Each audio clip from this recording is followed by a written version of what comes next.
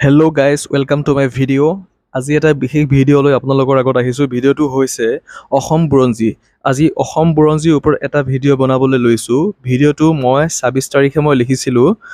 সেই ভিডিঅ'টো অসম বুৰঞ্জীৰ ওপৰত বনাবলৈ গৈ আছোঁ। আপোনালোকে যদি ভাল পায় ভিডিঅ'টো লাইক কৰিব, শ্বেয়াৰ কৰিব আৰু ছাবস্ক্ৰাইব কৰিবলৈ নাপাহৰিব। আৰু ভিডিঅ'টো হৈছে অসম বুৰঞ্জীৰ ওপৰত। আৰু প্ৰথমতে আমি শিলালিপি আৰু তাম্ৰলিপি কেইখনমানৰ বিষয়ে আলোচনা কৰিম।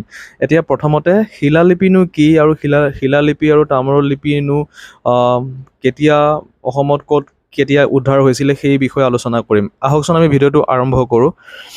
শিলালিপি আৰু তাম্ৰলিপি। ১ নম্বৰত আছে কানাই বৰশী বোৱা শিলালিপি।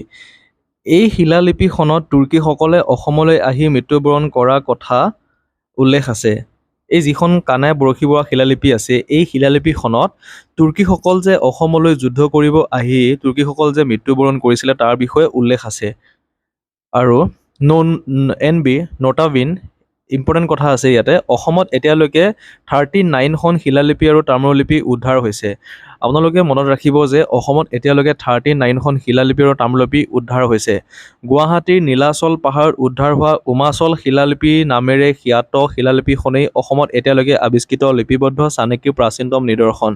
যিটো গুৱাহাটীৰ নীলাচল পাহাৰত উদ্ধাৰ হৈছে, সেই শিলালিপিখনৰ নাম কি বুলি যদি কুৱেশ্যন কৰে কেতিয়াবা, তেতিয়া আপোনালোকে ক'ব সেইখন হ'ল উমাচল শিলালিপি। নীলাচল পাহাৰত উদ্ধাৰ হোৱা শিলালিপিখনৰ নাম কি বুলি ক'লে তেতিয়া ক'ব উমাচল শিলালিপি। এই শিলালিপিখন ৫ম শতিকাৰ শিলালিপি, অৰ্থাৎ এই উমাচল শিলালিপিখন হৈছে ৫ম শতিকাৰ শিলালিপি। এই শিলালিপিখনত গুহা মন্দিৰৰ কথা উল্লেখ আছে। আৰু সেই গুৱাহাটী নীলাচল পাহাৰত এখন শিলালিপি উদ্ধাৰ হৈছে। সেই শিলালিপিখনৰ নাম হৈছে উমাচল শিলালিপি আৰু সেই উমাচল শিলালিপিখনত গুহা মন্দিৰৰ কথা উল্লেখ থকা বুলি কৈছে।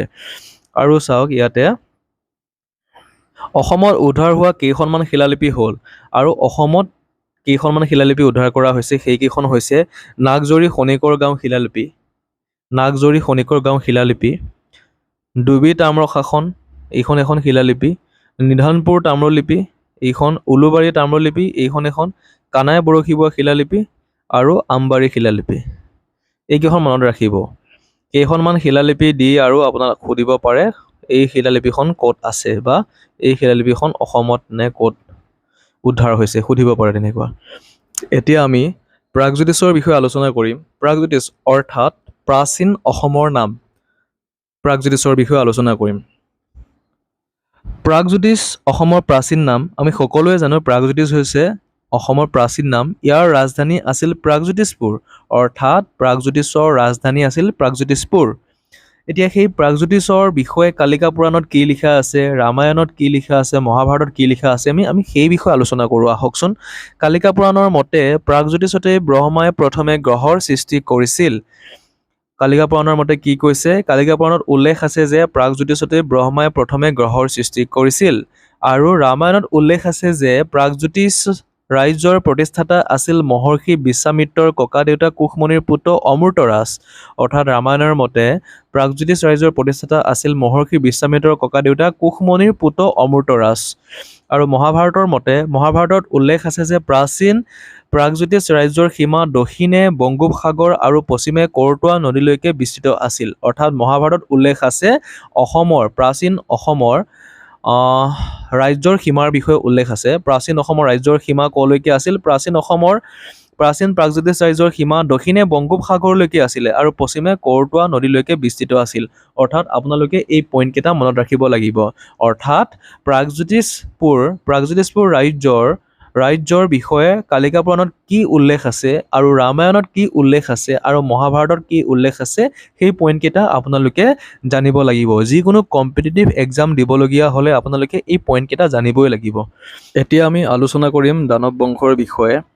দানৱ বংশৰ প্ৰথম ৰজা কোন আছিল? এই দানৱ বংশত কিমানজন ৰজাই ৰাজত্ব কৰিছিল আৰু ইহঁতৰ ৰাজধানী কি আছিল? আমি তাৰ বিষয়ে আলোচনা কৰিম। দানৱ বংশ। মহিৰাংগ দানৱ। এই দানৱ অসুৰ বংশ তথা প্ৰাচীন অসমৰ প্ৰথম ৰজা। মহিৰাংগ দানৱৰ ৰাজধানী আছিল বৰ্তমান গুৱাহাটী বেলতলাৰ মৈৰাংক পৰ্বতত। মহিৰাংগ দানৱৰ পিছত তেওঁ বংশৰে ক্ৰমে হট্টাচুৰ, চম্বৰাচুৰ আৰু ৰত্নাচুৰ নামৰ 3জন ৰজাই ৰাজত্ব কৰিছিল। ইয়াৰ পিছত ঘটকাসুৰ কামৰূপৰ সিংহাসনত বহে আৰু এক নতুন বংশৰ পাতনি মেলে। ঘটকাসুৰক বধ কৰি নৰকাসুৰ প্ৰাগজ্যোতিষৰ ৰজা হয়। এতিয়া দানৱ বংশৰ প্ৰথম ৰজা আছিল মহিৰাংগ দানৱ আৰু এই মহিৰাংগ দানৱৰ ৰাজধানী আছিল গুৱাহাটী বেলতলাৰ মৈৰাং পৰ্বতত আৰু মহিৰাংগ দানৱৰ পিছত তেওঁৰ বংশৰে 3জন ৰজাই ৰাজত্ব কৰিছিল: ঘটকাসুৰ, চম্বৰাসুৰ আৰু ৰত্নাসুৰ। ইয়াৰ পিছত ঘটকাসুৰ কামৰূপৰ সিংহাসনত বহে আৰু এক নতুন বংশ পাতনি মেলে। ঘটকাসুৰক নৰকাসুৰে বধ কৰি প্ৰাগজ্যোতিষৰ ৰজা হয়। আমি ইয়াৰ পিছত নৰকাসুৰৰ বিষয়ে আলোচনা কৰিম। এতিয়া আমি নৰকাসুৰ বিষয়ে আলোচনা কৰিম। নৰকাসুৰ 1500 BC নৰকাসুৰে ৰাজত্ব কৰিছিল।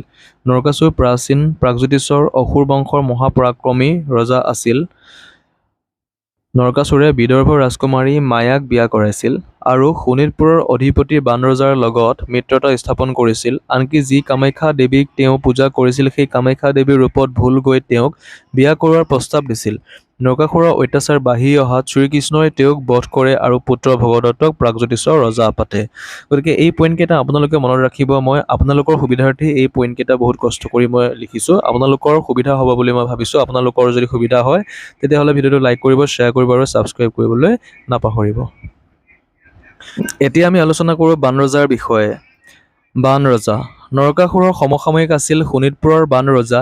এই ৰজাৰ কন্যা আছিল উষা। পৰম শিৱভক্ত বানৰজাই তেজপুৰ মহাভৈৰৱ মন্দিৰ আৰু ৰুদ্ৰপদ মন্দিৰ সজাইছিল।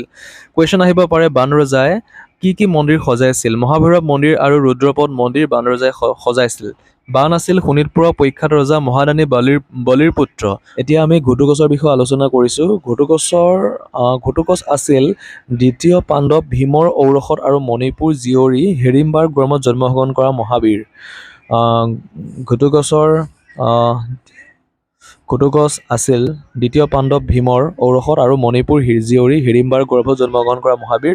আৰু ঘটুকচৰ পুত্ৰৰ নাম আছিল অঞ্জন পৰ্বা। কুৰুক্ষেত্ৰ যুদ্ধতে অশ্বত্থামাৰ হাতত অঞ্জন পৰ্বাৰ মৃত্যু হয়। এতিয়া আমি ভীষ্মক আৰু ৰুক্মিণী বিষয়ে আলোচনা কৰোঁ।